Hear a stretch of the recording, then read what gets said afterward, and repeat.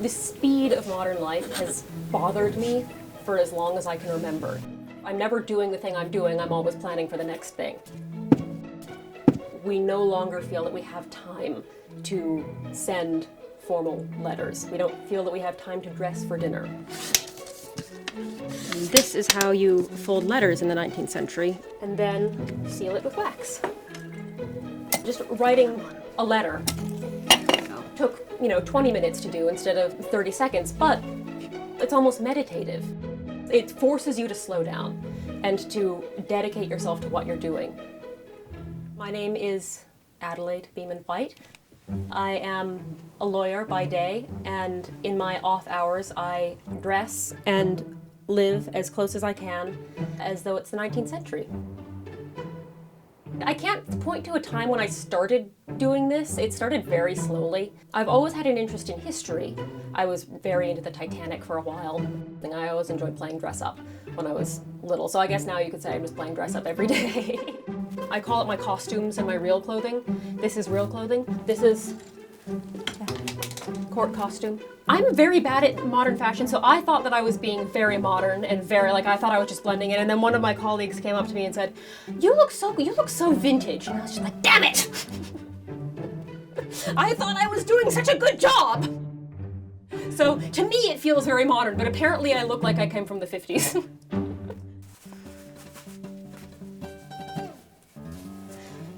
That hat is not going anywhere. I'll get up, then I'll get dressed. I usually go for a walk around the neighborhood on weekends, about 4 miles. In the 1890s, really, that was when people started to get really concerned with health. Before that, being healthy meant I'm not actively sick. And in the 1890s, it changes to being healthy means that I am exercising, I'm eating well. They're also just getting germ theory at this point, so that also ties into it. So I go for a walk. And then I play several instruments. So my grandmother was a very skilled woodworker, and she built this harpsichord in 2005. And I can play it a little bit. Also a very 19th century pastime. You're starting to get recorded music, but generally the best way of having music in your house is to be able to play it yourself.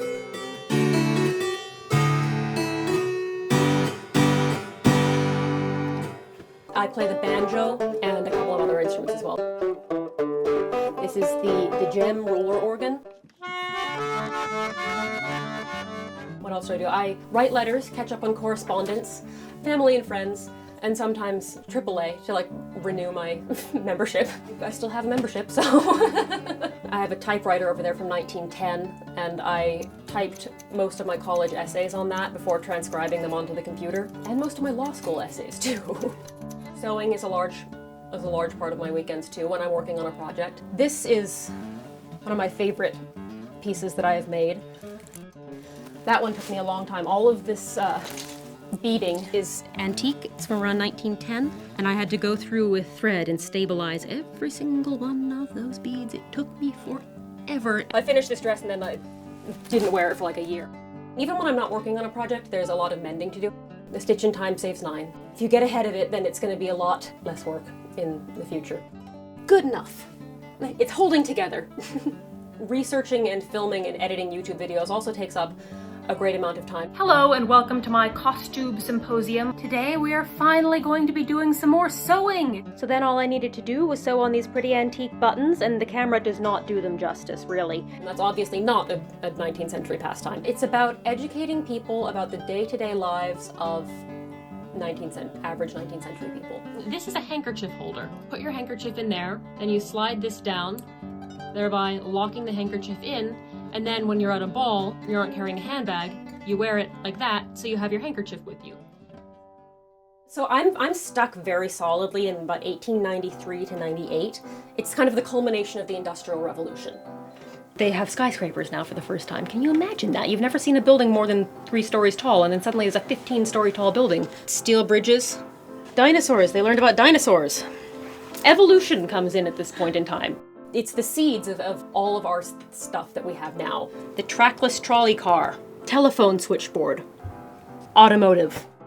Technological discoveries and advancements that are happening from 1890 to 1910, that would have been one of the most exciting periods to be alive. The magnitude of some of these inventions is really lost on us today because we take them for granted.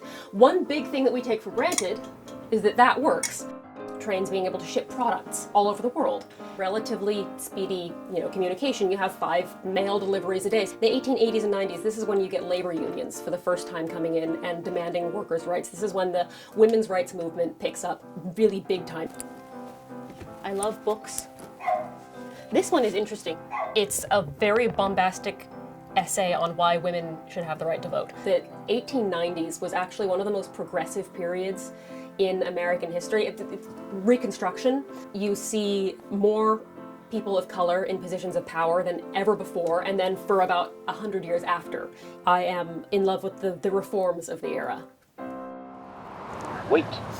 We're headed to the Home Depot for a type of glue that I've just discovered recently called JB Weld, and it's like super glue, but even better. I love it. I know dressing like this people are going to ask questions. You are absolutely stunning. Thank you. It would be foolish of me to expect to just be left alone. Murphy's oil soap, that's what I was looking for. And since 1910. And I think that I look a lot more strange in this context than I do if I'm at, say, a historical museum. Hello. I would love to someday just run up to somebody and say, "What year is it? What year is it?" And then when they tell me the year, I just go, "Oh, it worked! It worked!" and run away. I haven't gotten the courage up to do it yet, but I think it will be fun someday. People will assume that my clothing is a political statement, and the extreme left and the extreme right both seem to think that it's a very clear statement in their favor, and it's not. I mean, I definitely lean to the progressive side, but my clothing has nothing to do with that. It's just clothing. I think that the world is too fast. Everything needs to just slow down a little bit. We need to take our time with things. Focus on actually enjoying life and not just rushing through it to get to the next thing.